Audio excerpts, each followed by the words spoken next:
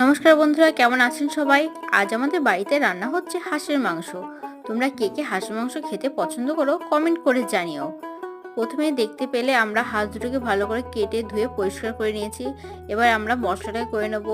মশলা করার জন্য সমস্ত মাংসের যেসব মশলা সমস্ত মশলাই দিতে হবে। এবার কড়াইতে তেল দিয়ে কিছুটা আলু আমরা ভেজে নিলাম। আলু ভাজা হয়ে গেছে, এবার সেই তেলের মধ্যে আমরা গোটা জিরে, পেঁয়াজ আর যে মশলাটা তৈরি করেছিলাম সেই মশলাটাকে দিয়ে আর কিছু কেটে রাখা টমেটো দিয়ে তার মধ্যে লবণ আর হলুদ দিয়ে মশলাটাকে ভালো করে কষিয়ে নিয়েছি।